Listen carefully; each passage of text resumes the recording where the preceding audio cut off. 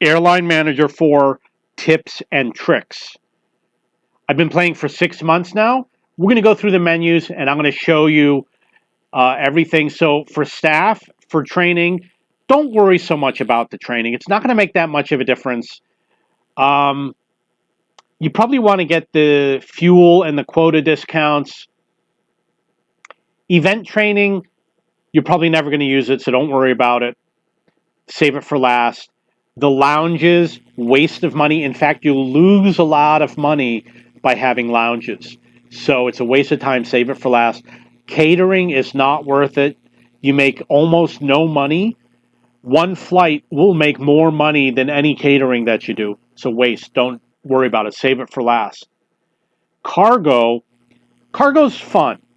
However, it's less profitable in the beginning than passenger. You got more options with passenger.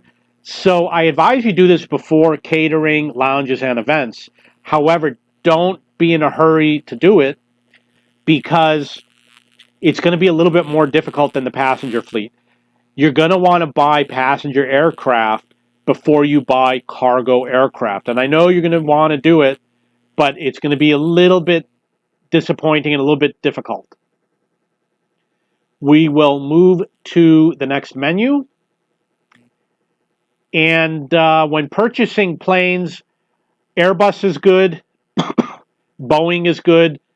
You want planes that have the largest passenger capacity and low fuel consumption early in the game. Later in the game, fuel consumption won't matter so much. You want long range because it brings in the higher ticket prices. You can make a lot of money with short range, but you've got to pay a lot more attention and you've got to be departing planes like every half an hour all day long to do that. Having a lot of passengers per trip on a longer range is going to bring in more cash. So look for those when you look for airplanes. A380-800, best plane in the game, both for passenger and cargo. Cargo, you're not going to make a lot of money with most of these planes. They're more expensive. This is the passenger is 215 million, and this one's 298 million. You're going to spend a lot more money to get the best plane. Fuel. I used my points to increase my fuel capacity. You want to buy when it's under 1300. That's around the halfway point. The highest I've seen it is 2500.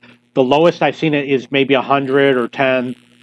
But if it's like 1,000, you're getting a good deal. And if I buy at 1,200, etc. Later in the game, you're going to buy no matter what price it is.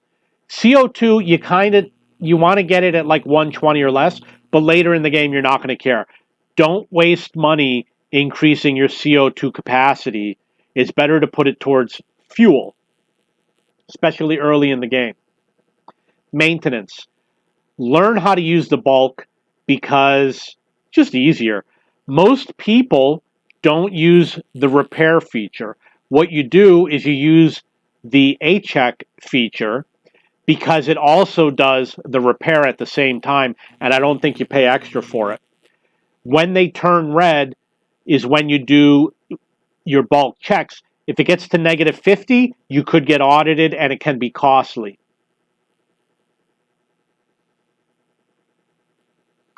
Finance, marketing. When I get up in the morning, I buy 4-hour marketing campaigns because all of my flights are more than 4 hours. So they're 12-hour flights. They're not going to land in time to use the campaign for the return trip. When they land, I do the 8-hour campaign. And the reason why is because some of the planes have already landed. They're going to depart, but I've got other planes that haven't landed yet. They're going to be beyond the 4-hour time. So the 8-hour campaign is better. It's cheaper. Plus, I still have planes landing, and then I don't have to pay for the 4-hour twice.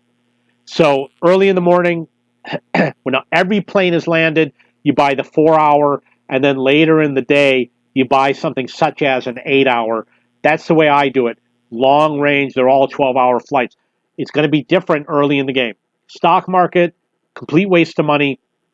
See how it says 1.4 million is my return over the course of many months, 3-4 months of investment. I make more than 1.4 million anytime I depart a single plane. That's the reason why it's a waste of money. So don't. I mean, it's fun and interesting. You ain't gonna make any money with it, and certainly don't sell your shares. I mean, 25 million, complete waste of money.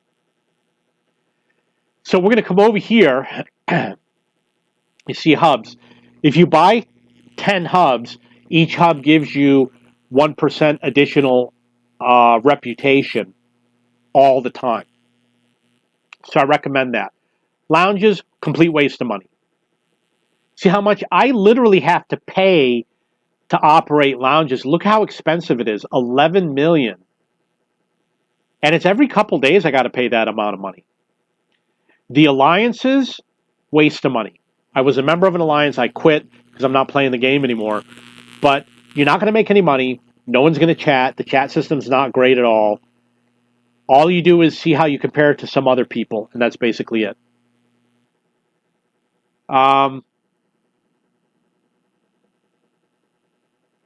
You want to fly as many F-class passengers as you can. So when you pick a plane and you do your seat layout, you want the business class or the first class to be most of your passengers. This value is more than double this value, and this value is more than triple this value. You make like an extra 5% to get as many as you can. The demand system doesn't really work. They say it's 24-hour demand. They call it today's demand. It does not replenish within 24 hours. So if you put 197, you're going to pick up all those people. You're going to return 24 hours later, but there aren't going to be 197 people waiting, and then you're going to go with empty seats. So you don't want to do that. You want to go through, and you see how it's 4 million here and 2.8 over here. If you see a lot of low numbers, sometimes it's because of marketing, but if it's frequently, you see how it's 4.1 and 3.8 and 4.1 and 4.3 and 3.6 and 3.5. It could be because you're not filling up all your seats. And if you're not filling up all your seats, you have to adjust your seat configuration, and the same has to do with cargo. You're going to want to, the best hubs are in South America, Chile, Argentina, and Australia and New Zealand. Talking about the East Coast, like Melbourne, Sydney, Christchurch, and some of these islands over here, like Nui, maybe Pago Pago. Those are going to be the best routes. Early in the game, I recommend Dubai because it's centrally located. You're going to be doing short-range flights. I recommend you get something here in the Middle East early in the game. Dubai is going to be good because you're going to get flights to Europe. You're going to get flights out headed towards China, etc., that are going to make you money early in the game. There is an online help system. My advice, don't post anything. People will downvote you for no reason. You're going to see lots of people with downvotes. If you get downvoted, you earn less points, and if you have lower points, if you go negative, you get fewer of these points, which are worth something. So avoid posting. People are very unfriendly in the boards. There is a FAQ. There's a little bit of help, but a lot of the things in the FAQ are not accurate. For example, it says that if you make a lounge, you get additional income from first-class passengers. People have tested it and said it's not true. Okay, so I try to, once you get the maximum number of planes, your fleet is full. I got the maximum number. I can't order anymore. I try to sell one plane per day and buy one plane per day, a better plane.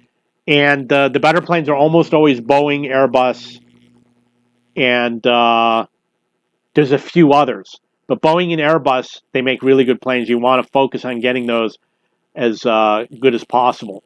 Short-range flights, talking about, like, you see how this